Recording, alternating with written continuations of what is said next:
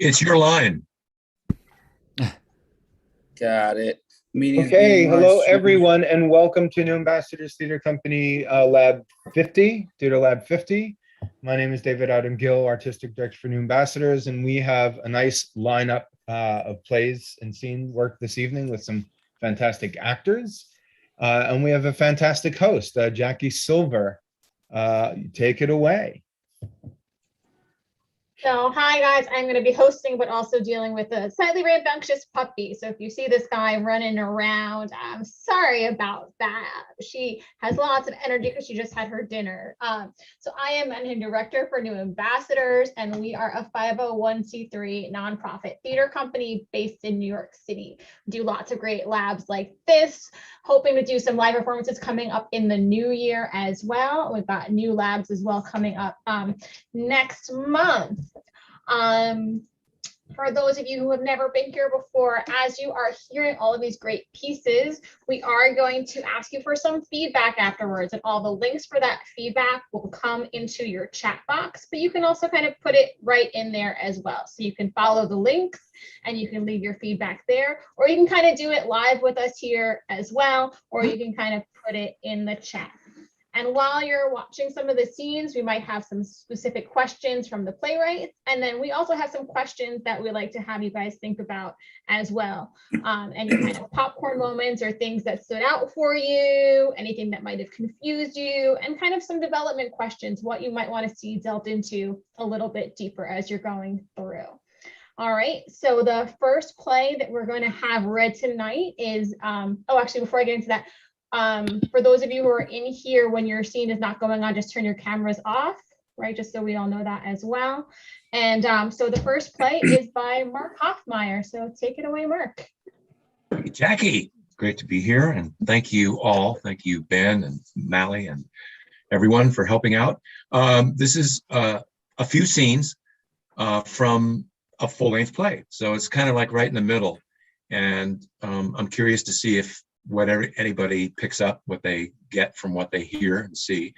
And like that, anything that you think that is unclear or may confuse you or anything that you can lend to help the writer understand a little bit more about this particular place in the play would be very helpful. So thanks for tuning in. Without further ado, I should introduce the cast. David Adam Gill is playing Ben. John Austin Wiggins is playing the minister Upchurch and Cy. Maria Lena is playing Margie and also doubling as the daughter Serena. She's very versatile. Jen Bradley is playing Eloise. Chase Naylor is playing bartender Bill and the son John. And Randall Rodriguez is playing Tim. So Jasmine Speece will be reading stage directions. Thank you, Jasmine, and take it away, Jasmine. All right. An excerpt from Hero by Mark Hoffmeyer. An irate Ben storms into the early terrible saloon. Hey, barkeep, where do I find this Steve fellow? What do I look like, a phone book? Come on, don't lie to me. Please, you know this guy. Don't say I didn't warn you. What are you drinking? Scotch on the rocks and a bottle of Heineken. What'd he take you for? Took me for a fool. Nah, I meant how much. I know what you meant. Does he friend all newcomers or only the ones stupid enough to fall for his... Pool shark, a hustler. I saw that last game between you. He'd won it easily. He let you win so you'd be more likely to do his errand for him. Yeah, thanks for the heads up. Where was that sage tip when I needed it? What was I supposed to do, shout it out? Yeah? He's a good customer, tips well, treats them who are stupid enough to play with him with respect, so... Respect? Hey, he didn't put a gun to your head, did he? That's the bar for showing respect? What were you running for him anyway? All I know is it wasn't only bags of cement. Doesn't he make enough with his construction business? Yeah, I don't ask too many questions, Professor. As long as my customers behave, I'm fine. Listen, that nice woman at the end of the bar wants your attention. There is an attractive middle-aged woman sitting at the bar's end. How do you know? Never mind. What's she drinking? A Negroni. Those are disgusting. But ask her if she wants another one. I have to hit the head. Ben gets up and walks to the end of the bar as if returning from the John. You know, the last time I drank those, I got sick as a dog. You probably drank them too fast. Anyway, thanks. Bill, another round for my friend here. Thank you. I'll try to sip, although I feel like chugging. Oh, looking to tie one on, huh? What do you got on? Your mind? What's up the road? Ahead? Hello, linguist.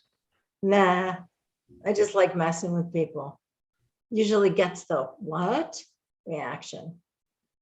Unless someone like you pipes back with another one. Cheers. Mazel tov. So what brings a nice girl like you into a gin mill like this? Are you Jewish? Oh, never mind. I don't care. Occasionally. No, I'm not. I just like saying mazel. Sorry, I cut you off. You were about to say. Why I come here. Well, it's one of the few unpretentious saloons in the county. It's close to where I live. And I like to shoot pool. And I don't have a pool table in my house. I thought it was because you were in love with the bartender. Eloise smiles and toasts the bartender. He gets an A for eavesdropping. So what brings a fella like you into a joint like this? I'm looking for another fella named Steve. You know him? And say I do. Does he shoot pool? He absolutely does. Oh, I'm Ben, by the way. Louise, pleasure to meet you. Oh, now there's a name you don't hear every day. A pleasure to meet you as well, Eloise. Character in the Nancy Drew mystery series. Mother named me after her. Oh, at least she didn't name you Scarlet or Hester. So what do you do, Eloise? Ladies first. I'm from here. I grew up in Woodstock. My parents were one of the first hippie couples to buy land up here. They say I was conceived at the famous rock concert in Bethel. Romantic. Yeah. I grew up in a sort of commune, although it was my parents' house and farm. We grew our own food too. Fairy tale of sorts. I guess. Always lots of interesting people around. Made life fun. I don't believe I've ever met anyone quite like you. Do you make your own clothes? I do, actually. I own a dress shop on the main drag in town, and fortunately has been good to me. Tourists like yourself love to shop in the natives. I'm not a tourist, and I hate shopping, and there is no one I'd be looking to buy women's clothing for anyway. Well, how about the woman who's wearing a similar ring on her left hand? Oh, I'm still wearing it, aren't I? Force of habit. Bill, another round here, please. You trying to get me drunk, mister? Ben gets up from his seat as Eloise exits. Ben pulls out his cell phone, answers. I know it's been a while. We hear Margie live on stage as well as see her on the projection. Are you all right? Been busy moving and all. I heard. How's it going? Good, you know, getting acclimated. Sure. Nice view. Yeah, sweet. Doing any writing? Not much, not yet. Is it quiet enough for you? That sounds snide. No, I didn't mean it to be. I just know that's important to you. It is. And it is quiet enough. Crickets are loud. So's my tinnitus. I bet. No city noise to drown it out. How are you doing? Fine, I guess. You guess? Yes, life goes on apace, same routines. How's the committee? Fine. No emergencies of late, no fires to put out. Boring. Huh, hardly that. It's always interesting. Interesting.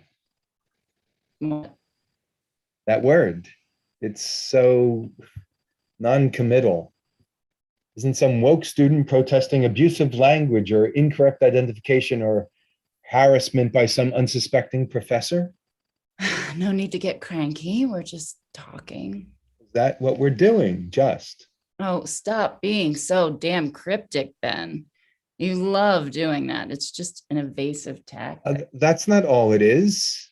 It's an attempt to get you to. Provoke me to say things I don't want to say. You're just under the surface, and I'm not evading anything. That would be your tactic. Please, Ben, let's not do this. I wanted to connect with you and see how you're doing. Well, last time we spoke, you said you were tired of putting up with me. Ben walks center stage towards a local parish church. He will continue to speak with Margie, interspersed with the minister's sermon, preaching behind the lectern. It's grand seeing you all in church again. We have weathered the storm and we have survived. Difficult as this may be for you, I still care about you.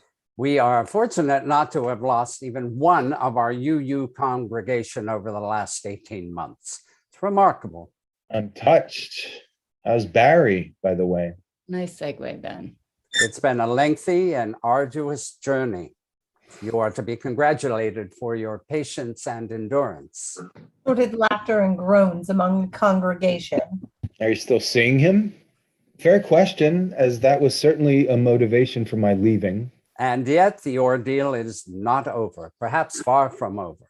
Yes, not as frequently. We seem to have hit a wall. We live in constant fear of the unknown. Yeah, sex with the same person could be boring if there's no other attraction. For a while, I thought there was. We continue to live, chase our dreams in the constant search for happiness and fulfillment. May surprise you, Marge, but I miss you. Strive to be a better person. We all have room to grow. In a warped way. I miss you too. I'd like to take a poll. If each of you had the option to win either a brand new S-Class Mercedes-Benz, which you may not sell back, or an entire month's all expense paid vacation to the countries of your choice with your spouse or partner, which would you choose? Take a moment to ponder. Reverend Upchurch takes a show of hands for each choice. It's a fair draw, 50-50, which shows on the upstage projection. Hey, Margie, on that note, I may have to ring off. I'm about to enter a church of all places. Really? I'm impressed. I mean, I'm happy for you. Pray, meditate, call me later. I'd take the vacation. But Reverend Upchurch, you could have the Mercedes for maybe 20 years. The vacation is only for 1 month. Aha, yes, you are right, I would say. But I would have the memory of those experiences traveling abroad for the rest of my life. Light change indicates a time lapse and a location shift to coffee hour. Ben spots Eloise. Hello. What a nice surprise. Come here often? Just on Sundays. You remember? No, I don't know. Felt like going to church. I found this one in the local paper. Oh, so are you a Unitarian or a Unitarian Universalist? No denomination. I'm not really religious. Haven't been to a church, and I don't know. Church to be religious. I'm always skeptical of people when asked if they answer religious. I'm spiritual. I don't think you can have one without the other. Wow, I didn't anticipate having an interfaith dialogue so early in the day, but what the heck? Would you rather talk about your wife? Ouch, that sounds bitchy. How did you like the sermon? There's a topic that's safe, I think. Over coffee, please. How do you take it? Black. Me too. Eloise exits. Ben ends up at the Early Terrible Saloon shooting pool with Tim, a cowboy. Nice shot, partner. I'm going to have to run the table. I can see that. I haven't seen you here before, Tim. Are you new to these parts? No, sir, I'm not. I just don't frequent the taverns as a general rule. You wouldn't happen to know a local guy in construction named Steve, would you? Well, sir, as a matter of fact, I would. Why do you ask? Well, for starters, he owes me a few bucks and an explanation or two. How much money he owe you? Like 10 large. Whoa, Nelly. $10,000? Is that right? That's what it ended up costing me. What'd you do, if you don't mind me asking? I was doing a favor for Steve, moving supplies for a job of his. He is a man in much demand, he tells me. We got 2 seasons here, you know. Yes, winter and construction, I know. Seems I was transporting more than cement. You mean illicit stuff? No shit. No shit. I'll bet you had no idea what you was transporting. Well, you didn't come down with the morning dew. Haven't heard that one before. So, what was you moving anyway? I don't know. I've said too much already. How well do you know this guy? Know him well enough, I guess. Oh, all right. I'll tell you what you was moving, a professor. And I got a proposition for you. You must be a smart guy, being a professor and all. Who are you? Who the hell are you? Oh, whoa, easy now, big fella. Answer me. I mean you no harm. In fact, I'm going to give you an opportunity to make back every one of those $10,000 with enough left over to enclose the outdoor patio, that fancy condo that you just bought. Look, man, I don't want any trouble. I just moved here. I'm starting a new life and I want nothing to do with you or that duplicitous Steve. Clear? Crystal. But you haven't even heard my proposition yet. And I get ornery when people don't at least hear me out. I think you owe me that. I don't owe you anything. I came here tonight to meet a friend of mine, and I guess she couldn't make it, so I picked up a pool cue and played a couple of games with you, and that's it. Period. Well, I think it's more like a semicolon, professor. Ain't the end of the story. See, what you don't know is you did a very prominent person around these parts a disservice. Them goods you lost him cost a lot more than a lousy 10 grand. And the one way you can make it up to him is by doing him a favor, which you can absolutely not refuse. If you get my drift.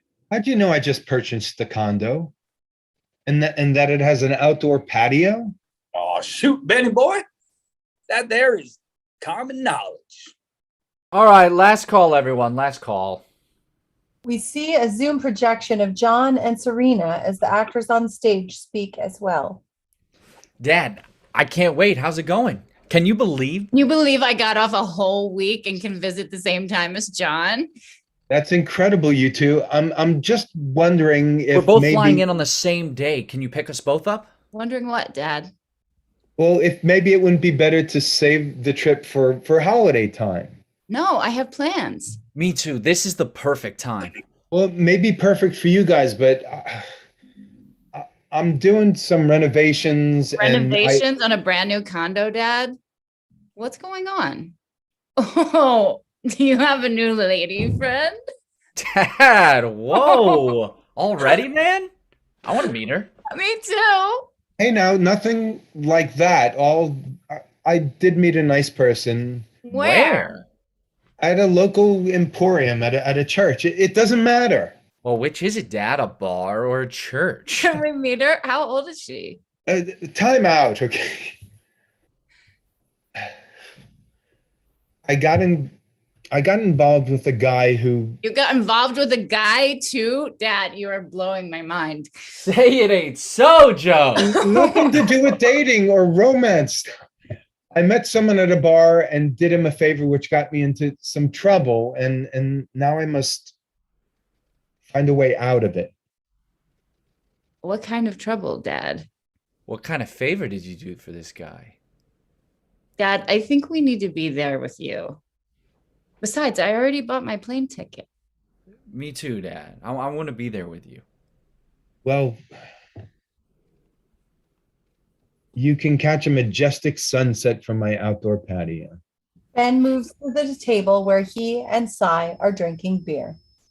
That dinner was divinely delicious. Your wife's korma is positively karmic. Oh, you like to use the alliteration, eh, Professor? I'm a pretentious bastard, aren't I? How did your English get to be so good? Repetition, Ben, repetition. Ah, excellent. Sai, I wonder if you could help me a bit with a problem I'm having. If I can, I will. Long story short, I met this guy at the Early Terrible. I agreed to move some supplies for him, which seemed innocent enough. Was his name Steve by any chance? Oh my God, you know him? I shot pool with him once there after a long day's work, and he asked the same favor of me. Yeah, you didn't do it, did you? I didn't, no. How'd you get out of it? I told him I wouldn't do it. Smart Hmm? and succinct. Unlike the people-pleasing asshole I am. No self-deprecation, my friend. What were you transporting for him? Good question. This guy wearing a Stetson and cowboy boots meets me at the saloon a week or so later and informs me I'm a wanted man for losing his boss's cargo. Which is?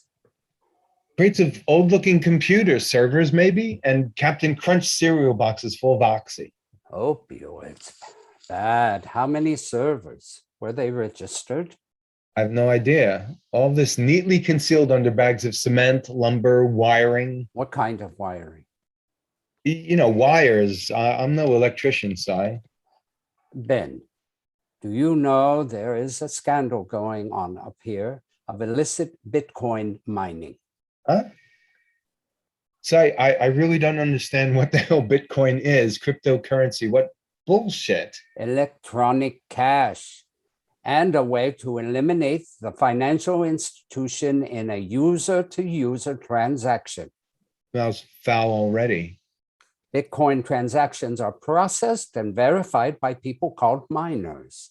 Like for precious metals or coal? When miners process enough transactions using specialized computers, they're rewarded with Bitcoin. Essentially, the act of verifying transactions is what creates more Bitcoin. I'm lost. So are these specialized computers? The ones that were on your truck, more than likely. No wonder Tim was so. Who's Tim? The cowboy who put the squeeze on me. Oh, he's no cowboy, my friend. And Steve is no construction supervisor. Detective Spinelli didn't have a clue. Ben, you have met a couple of talented criminals who have been draining the grid for months. Not sure what that means either, but I knew you would. Think of it as extremely sophisticated hacking. They should all be behind bars. What now? Back to the precinct? I don't want to be too hasty with this. Let's think it through. Hey, if you need a hand, I'm in. Let's bust these motherfuckers. Ben moves to makeshift truck with John and Serena sitting 3 across. End of Hey, act- kids. Yay. Dad? Well done, everybody. Well done. Thank you guys so much. And thank you, Ben and Mally, for helping out with the chat, the boxes in there. So Mark did ask a problem. question. of you guys, if there's any point in it where you kind of got a little lost or you couldn't quite follow what was happening. Anyone have any moments like that stood out for them? Everything, sorry, I'm Jen. Well, everything made sense to me. I think I was picturing the light changes, which definitely sets more of a standard for the spaces and the scenes that are going on. So I think in practice, it would look very different than just how it sounds or how it's read. And maybe, you know, make more sense visually. Thank you, Jen. Did anyone have any like popcorn moments, any phrases or anything that really stood out for them as something that they really liked? I know someone put in the chat, David Kirby on the YouTube, that he loved the name of the bar, the Early Terrible. I definitely agree. That's an awesome name for a bar. The one whole, not moment, whole character that stood out to me a whole lot is Tim. So like this Steve, at least in this excerpt, is enigmatic and like we don't know, and so we hear about him. And then this guy that comes in and lays it down for Steve, this other person sort of on Steve's behalf, is this cowboy who's in like upstate New York now. And that stood out to me. Like that's one thing I really liked, this sort of displaced enforcer. But I guess maybe I'm from Texas, so maybe that cowboy to me, I'm like, how did he get all the way up there? But I know there are like rural areas everywhere else. But for me, I was like, I liked that he was just this like cowboy rural guy, like in the professor like dichotomy of like he's about to squeeze him for, you know, another task or another favor. So I that was that whole scene was my popcorn. Thanks, Chase. I liked one of my popcorn moments was the scene with Margie, the phone conversation. Because I know what happens before, and so but basically within the scene, it establishes the relationship. Something went wrong. Barry, it ends up being that everyone finds out, and yeah, Margie, screw you. And the reason why he moved up to this place is because of that. So that information is established there, but the whole conversation is cryptic. It's like there's not a lot of information about them, but there's a lot of back and forth that says a lot about their relationship, and I like that. It moves nicely. I second that. I think the dialogue clipped along really well and divulged really important information without feeling expository, I think is the correct word. I'm trying new words today. And if anyone wants to there is that feedback link also that is, I just put in the chat on the YouTube as well. If anyone wants to do anything online after the fact, if you think about it later, or anyone who's watching this not live, you can check in the chat for that. John Austin Wiggins had a comment. Okay. Yeah, having heard earlier versions of this, Mark, what you did with the scene going back and forth between the minister and Eloise and Ben, I thought you did that really, really well. And I thought it flowed really nicely and stayed. I could see it, similar to what Jen was saying, I could see it on stage as, happening in two different sections of the stage. And so I think the changes you made were very successful with that. We do need to start kind of wrapping this up a little bit. We are getting close to time, but I do want to ask just quickly if anyone has any moments where they dropped out or any development, any scenes. It sounds like John said there was a scene that was developed a little bit further, but anyone have any scenes that they'd like to see a little more development, see something, get explored a little bit more through the writing? Yes, David. I think Jeff had something first and then I'll go. Yeah, I was just gonna say what I liked throughout the entire play was the banter aspect of it. It seems like there's always a banter going on, whether it's between he and Eloise or he and Margie. There's always a play of words or a uh, I won't say a one-upmanship type of thing, but it's a definite tit for tat throughout the entire piece. And I really feel bad for Ben because he cannot catch a break. There's I had said that in a earlier time, but he just there seems like there's this rain cloud. So that was my comment. Which will part. The rain cloud will part. It will part, yes. My comment, Good to know. He will champion. There's, you want to make sure that there's a transition. I did have one question for everybody. Was the I do- Bitcoin thing over the top, or did anybody? Oh, I object to loved it. I loved it. Yeah. And I love that scene between the two guys. It's really interesting and obviously very topical.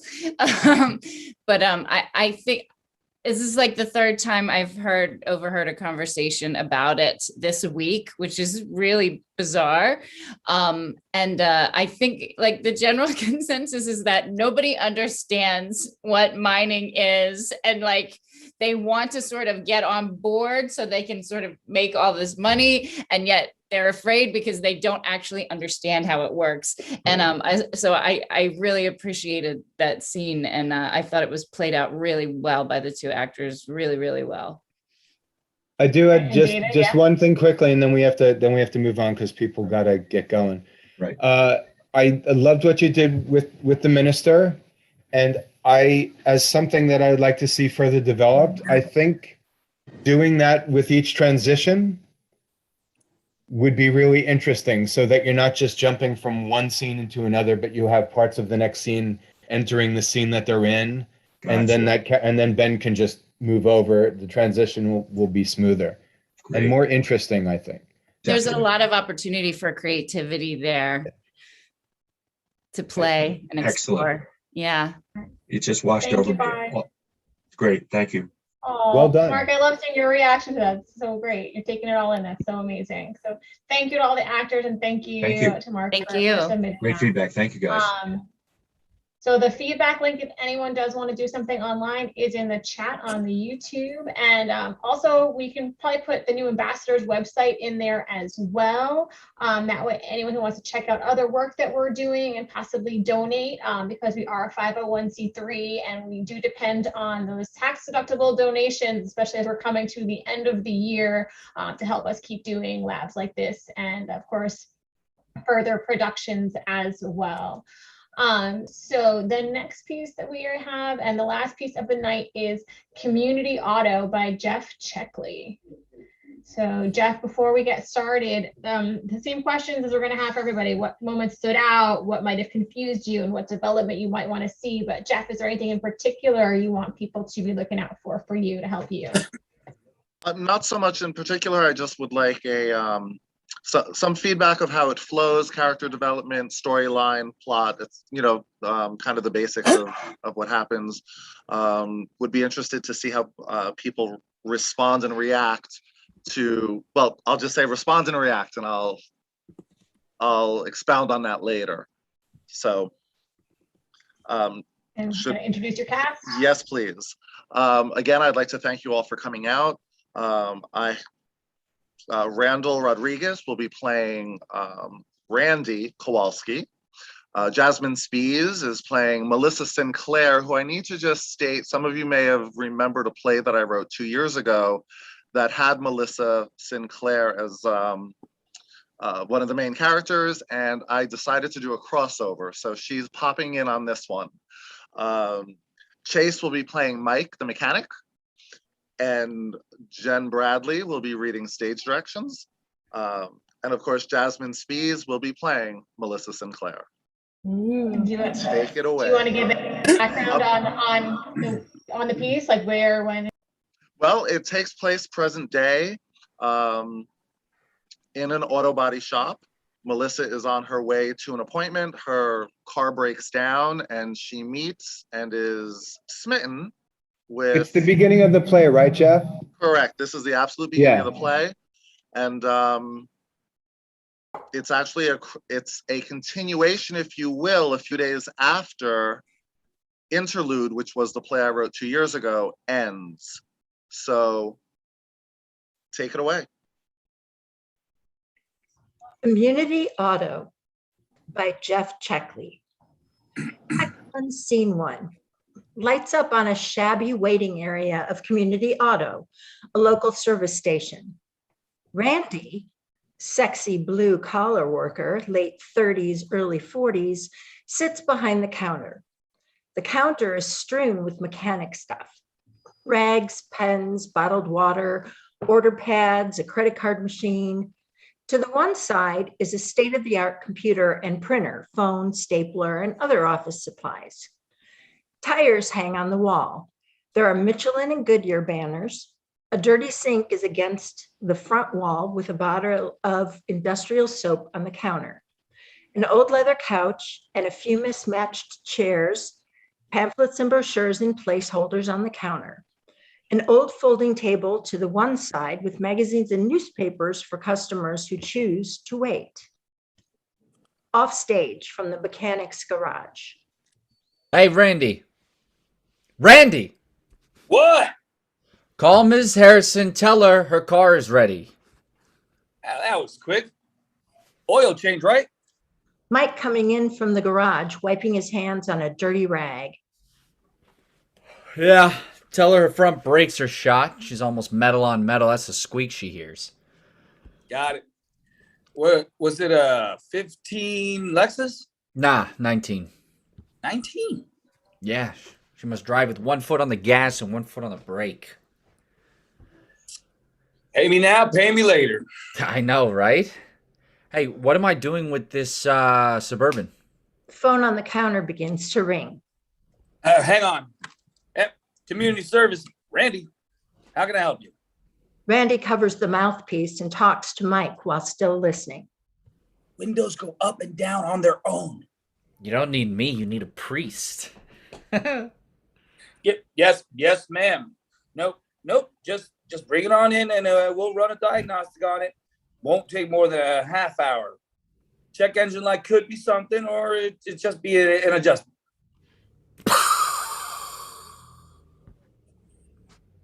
All right, get out of here.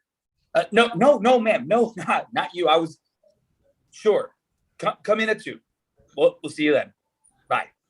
We hear the bell of the door as it opens, and a statuesque woman comes striding into the office. She is clearly not having a good day. She's wearing a fitted short skirt, matching jacket and heels, a large hat, and dark glasses hide her face. In spite of her attempts in anonymity, she is clearly a strikingly beautiful woman. Can someone help me? Hello? Randy comes from the back, wiping his hands on a rag. Yes, ma'am. What can we do for you? My car. Your car broke? Yes, broke. Broke, how? How the fuck do I know? That's what you're for. Yes, of course. What is it doing or not doing? Well, that's the problem. It isn't doing anything. Okay, maybe if you tell me what kind of car it is. It's one of those sports car thingies. It's out in front. Mike comes into the lobby from the back. Window, his eyes go wide. That's your car? Melissa removes her hat and sunglasses. Blonde hair falls out of a bun and down her back. She shakes her head seductively. The damn thing just stopped. I mean, it was fine 1 minute and then the next, nothing. Oh, holy Christ. You're Melissa Sinclair. Yeah, whatever. Can you fix my car? You're Melissa Sinclair, and that's your car? Yes, I'm fucking Melissa Sinclair. Now that that is out. Now that that's out of the way, can you fix my fucking car? Well, what kind of car do you have? A McLaren Elva to be exact. It's 804 horsepower, street legal, barely. 590 pound-feet of torque, twin turbo 4.0 liter V8. Wow! I'm in love. Oh, for fuck's sake. Not you. No offense. The car. You're Melissa Sinclair.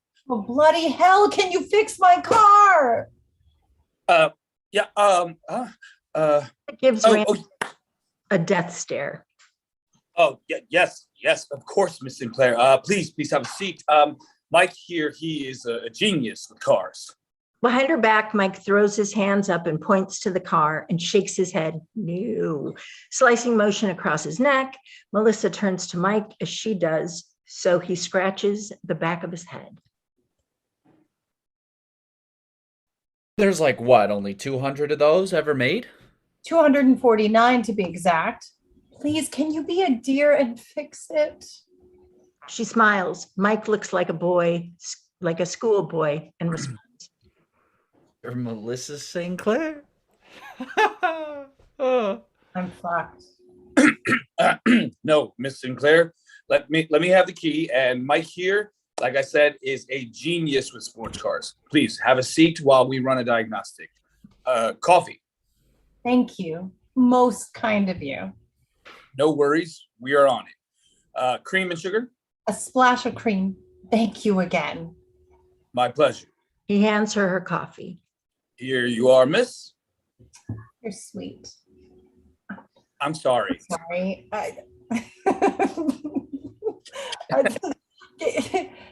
Can you take a quick break? Sure. I don't think the boss will mind. Oh, is it Mike, nah. I own the place. Mike's been with me for forever. oh, really? If it's broke, he can fix it. Well, I'm Melissa Sinclair, and I wish to apologize for being a right bitch earlier. I'm Randy Kowalski. Sorry, I behaved like a dope before. Melissa smiles and places her other hand over his. The week I've had, they could make a movie about it. God, I hope they don't. Oh, tell me. You first. Mary? To my work. Well, sort of. Excuse me. Well, you do like girls. Ma'am? Well, you're not into guys? What? No. I mean, I don't care one way or the other. But me, no. I'm dangerously straight. Why, you into chicks? Oh, God, no. I mean, like you, I don't care one way or the other. I don't know about dangerously, but I'm straight in spite of that winter's night. Oh, great movie. I saw it 3 times. Got the video too. I bet you do. It was considered groundbreaking at the time. There I go acting like a dope again. Oh, you're fine. The movie was meh. Well, I liked it. Oh, you're sweet. You think this will take long? Nah. Mike is probably just finishing up. Siri, McLaren Elva. Damn it, Siri, McLaren. Pay attention. Mike disappears into the back. My turn. So, what brings you to Ramsey, New Jersey? Well, it seems I'm coming out of retirement.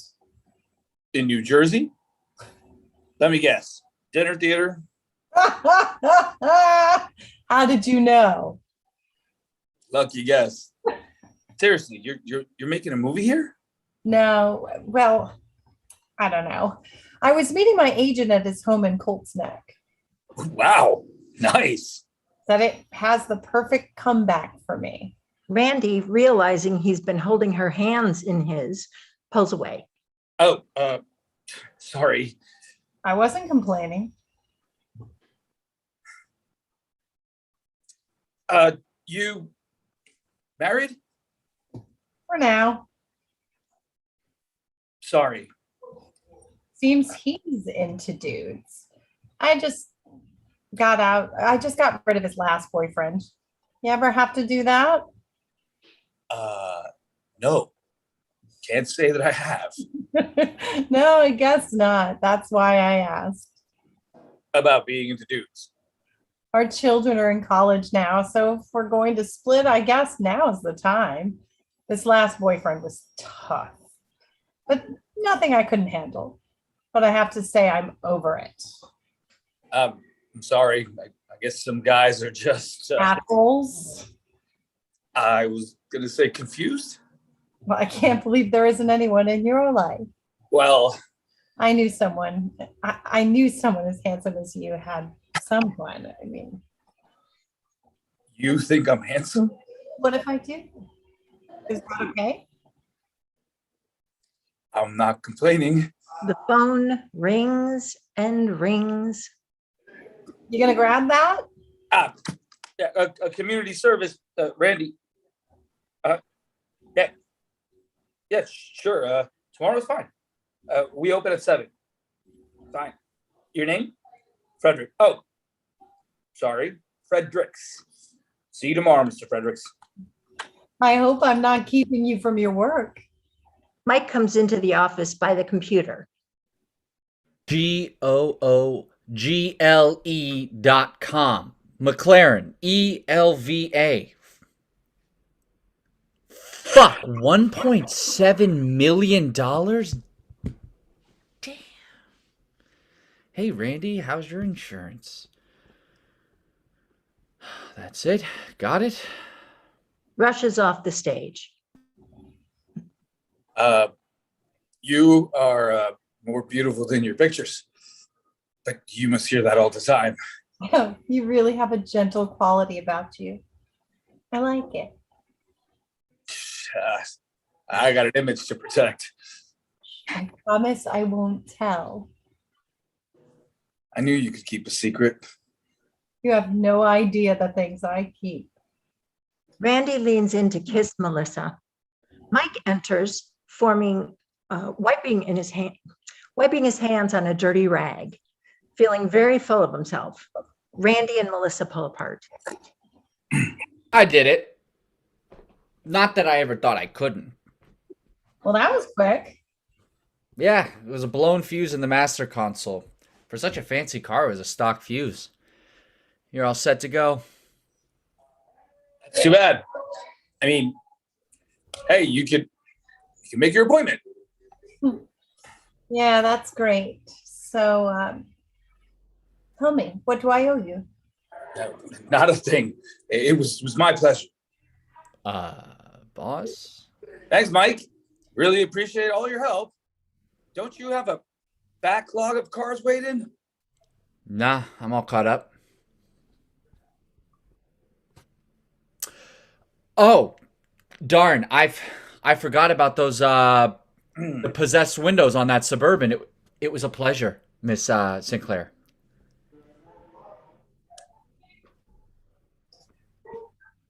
Get over here, you. Okay. Oh, you saved me and quite possibly my career. She kisses his cheek. Mike blushes and touches the side of his face. Oh man. Well, I better get going. Oh, she kissed me. Melissa St. Clair kissed me. Oh. He's harmless. Sweet. If you say so. I do. So I guess you'll be on your way. I guess. Hey, if you're ever in the neighborhood, you need an oil change or something. Or something. It was really great meeting you. Pleasure was mine. Is your drive long? Not too bad. The GPS says another half hour or so. You have enough gas? These fancy sports cars go fast, but Boy, do they chug gas. I think I'm good. You need to use the restroom before you leave. I'm okay. Thanks. How about a water for the... Oh, for the love of God, will you just get her number? I'm going gray over here.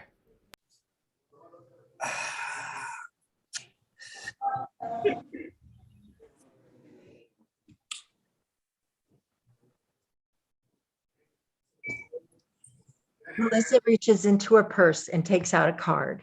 Now Randy is close enough that Melissa takes a pen out of his shirt pocket and writes her cell number on the back of the card. She puts the card in his shirt pocket. She then walks over to the counter and takes a business card out of the holder and holds it up, indicating that it is Randy's number. He shakes his head, yes. Melissa walks back to Randy and gently and sensuously gives him a small kiss on the lips. Thank you. Call me.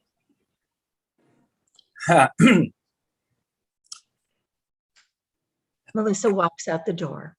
A moment later, we hear the engine of a sports car rev up, and she is gone.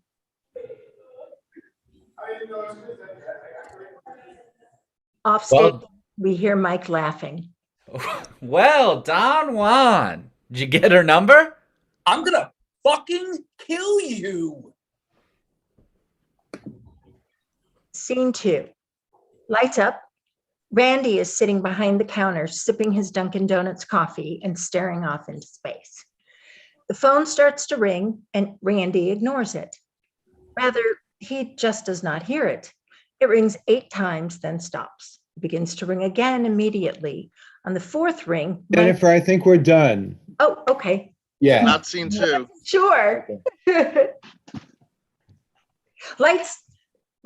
Scene. Hey. Hey Chase, I know that you need to get going, so leave when you have to.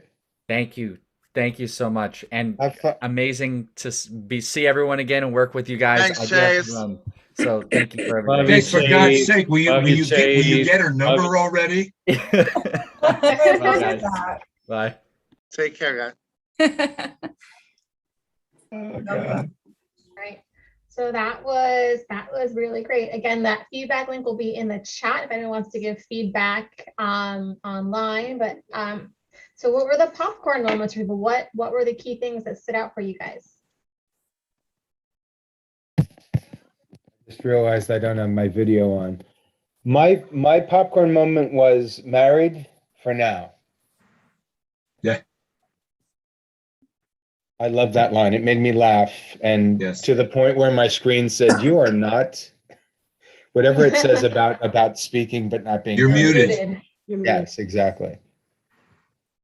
I liked the whole idea. It really struck me of this well-known persona walking into this auto shop, and when there's electricity, there's electricity. And I really enjoyed how there was electricity, and it wasn't just about, hi, I'm famous and you're the lowly guy, but it was more about the people.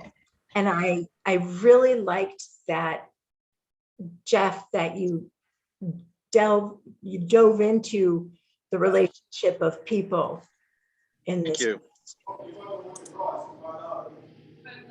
Yeah, I Maria like- Maria sorry. Elena, I'm sorry, quickly. Maria Elena posted something that is a very nice moment when he realizes that he's been holding her hand Oh, The whole time. the entire time. Yeah. I love the dichotomy of like, the very beginning when she has to navigate. Yes, they're going to be like, you're famous, and she's just like, just freaking fix my car. Like that. I thought that tension was built really well. Here we go again. Okay, get through it, but can you fix my freaking car? Like, I really liked what you did there. It was great. Thank you. Yeah, all of the above, and having had and worked on a car for many years in my past, I love the mechanic guy. Yeah, wow, 802, 804 carburetor, dual quads. Mike knows everything. He knows every single component of the McLaren. What does he have to look up? The price. Yeah, Jeff, about that doesn't look like Dennis's hair behind you. Who is that? Who, me? Yeah. Oh, I have friends. I have some friends over. Okay, I was like, that's not Dennis. No. Sorry. Dennis is home watching on YouTube. Oh, you're at work. Okay. That's right. But What about any, sorry, no, go David. No, I was going to say, I agree with that. I agree with what, I think, who was it? Either Jen or Jasmine said about the fact that this is a famous person who just ends up in this out of the way place. And you brought this piece to class, and we've read it a couple of times. I love it. First off, I think it's just a wonderful piece. thank you. But based on how quickly they connect, I almost like to see a little bit more friction Okay. between the two worlds before they realize that they have that connection and then move forward with it. I was thinking that just having heard it read out loud by these two wonderful people, and Chase did a phenomenal job. Just thinking about that, how easily won it is. Mm-hmm.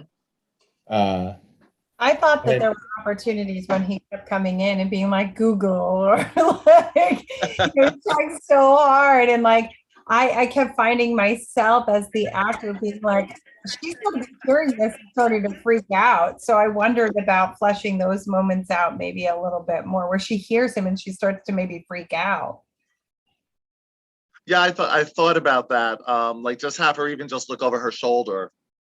Yeah. Or some sort of, what are you doing to my car? Just Siri isn't supposed to fix my car. You are. Right, exactly. Yeah, no, I could add to and expound on just his, because in the beginning when he's like, no, I don't know anything about this car. It's so out of my league. And Randy is saying, no, he's great. Just to, keep her there. Not that she can go anywhere. The car doesn't work. So. No, I think it would be fun to explore that a little bit. Yeah. Yeah, Thank you. I think that would also make the payoff of them getting together. Now, David, that you mentioned it, and this reminds me of your classes for writing where you say, is it earned? And it's not that it isn't earned, but I think it could make it that much more intense, Mm-hmm. It'll be fun to play with.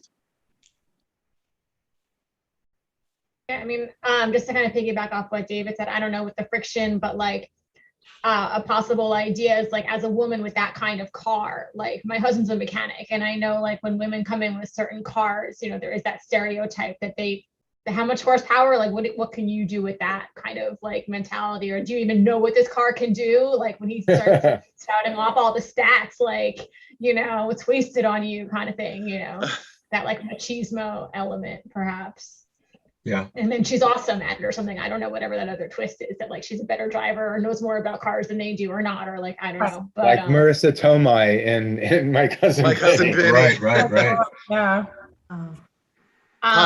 So we are starting to come to time for this. So if anyone has any other moments where they might have dropped out or anything you'd want to see kind of developed a little more. I think we talked a little bit about the relationship, kind of having more of that up and down and building, but anyone have any other comments they want to put in the chat or speak up? Just to jump on what David already suggested, I think it's a great idea, Jeff, that, and there's such a status difference between the movie star and mechanic, that there may be some combustible moment at the outset that really sets them off on each other, whether it's as Jackie suggests, looking down on this guy and him like saying, hey, yo, Right. And then out of that comes this connection and the attraction and, the visceral part, but yeah, it would be fun to have that dichotomy of a first and then, oh, Yeah, But- like Jen said, is it earned? I like that, Jennifer. That's a great Okay.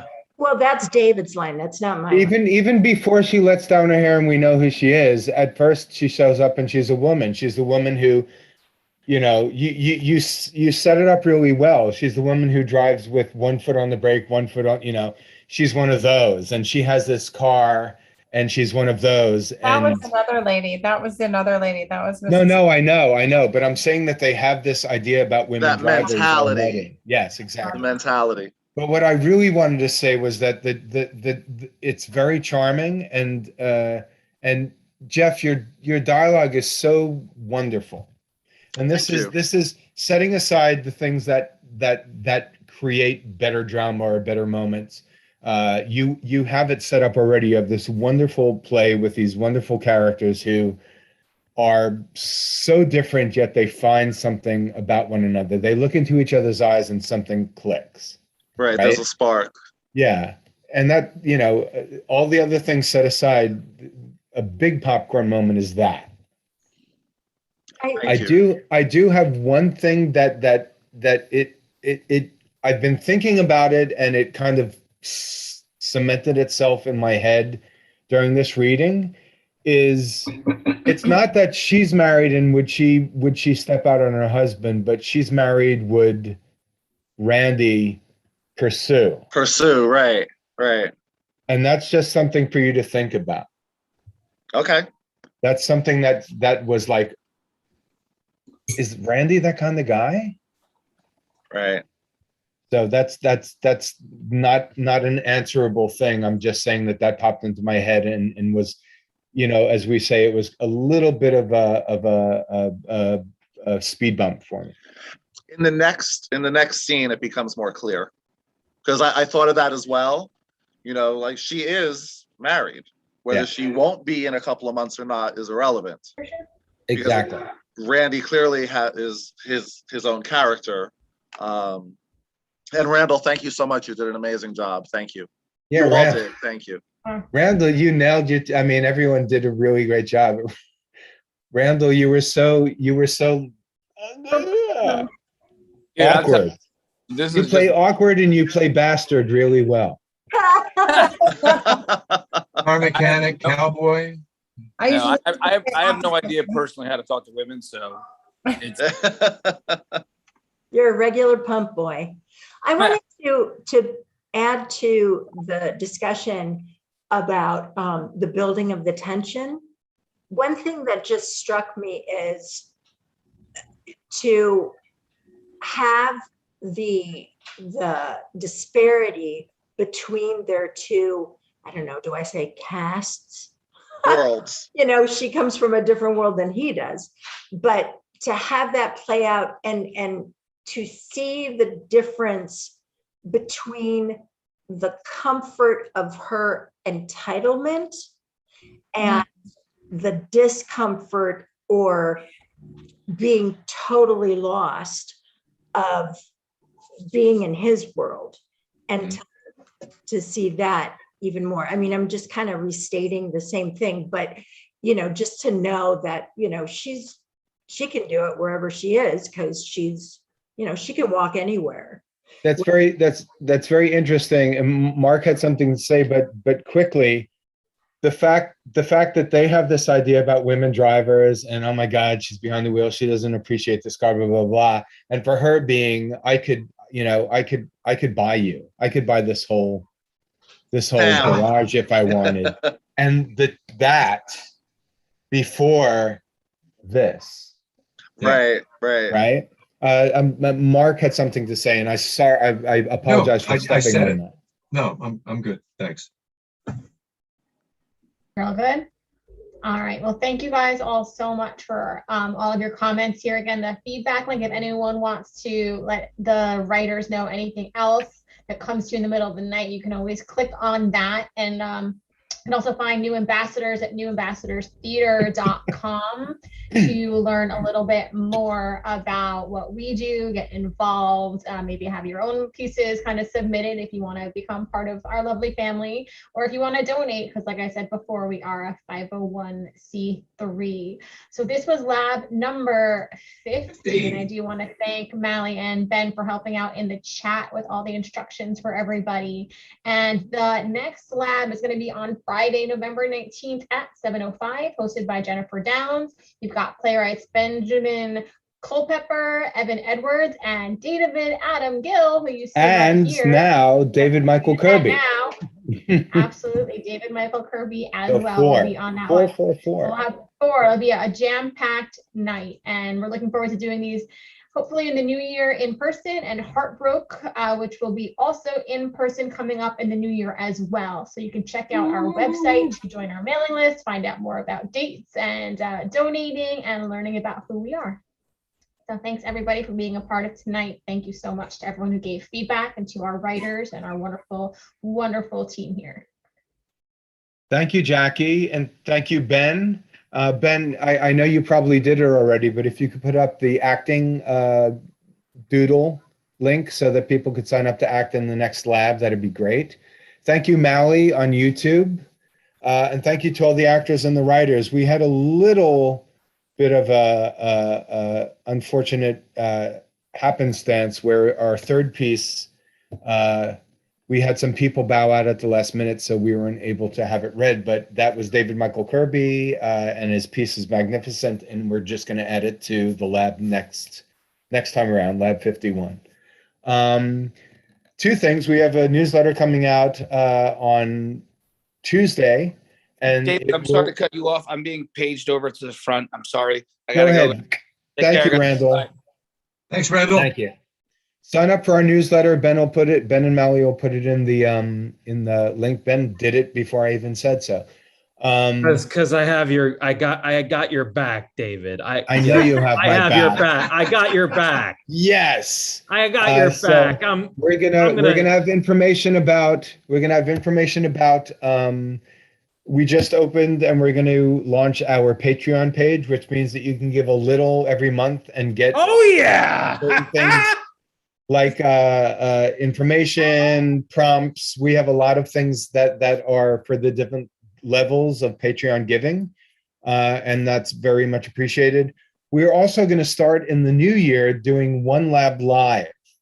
It's going to be the second Wednesday in the month, and right now we have, I think, the 12th, the 9th, and the 9th. The 12th of January, the 9th of February, the 9th of March will be live at the Brazen Tavern, which is our mothership. It is our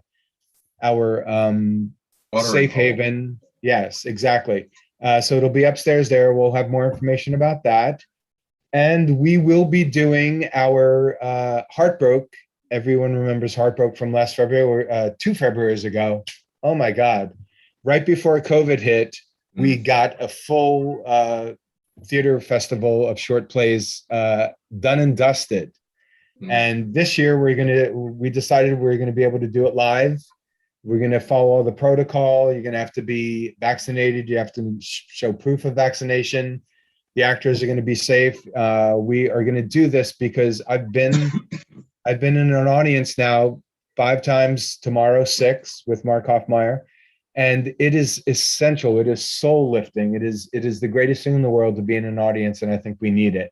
And as long as we do it well, we do it properly, and we do it safely, that's going to be the thing. We're going to be live.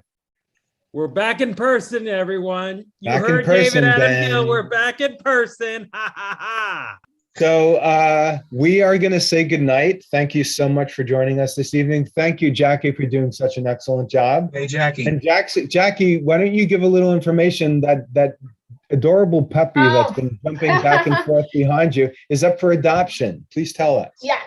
Her name is Wilma. She is about 12 weeks old. She's a pit bull mix, available with Pup Stars Rescue, Pup Stars with a Z. And yeah, reach out to them, go on their Instagram, and yeah, apply. She's a great dog. She's really sweet. And now she's going to be live somewhere this weekend, right? You can meet She her. will be at Boris and Horton tomorrow from 1 to 3 p.m. here in New York City with some other adoptable dogs there as well. So if anyone wants to get a little cup of coffee and pet a puppy, you can head on downtown for that. If you're looking for your next best friend and family member, there you go. Jackie, Thank you, everyone. Jackie, quick, what's the cost? Is there a cost involved or just a donation? There is a donation of $500 to the rescue, and they To the are a rescue. fantastic rescue. They take a lot of special needs dogs that need surgeries. I've had ones that needed like heart surgery, all different kinds Right, of things. They right. come up to date on shots and spayed and neutered and everything like that. And they make them adoptable. And make them adoptable. They put them in houses like mine where I train them so that they don't make messes in your house, hopefully, and make sure that they get socialized with my other dogs and all the good stuff. Potty trained and all. Yeah. Excellent. So there we have it. So, and thanks again, Ben. Thanks again, Maui. Thank you, fabulous actors. Thank and you, writers. actors. Thank you, guys. You were great. Really wonderful. We're gonna wave as I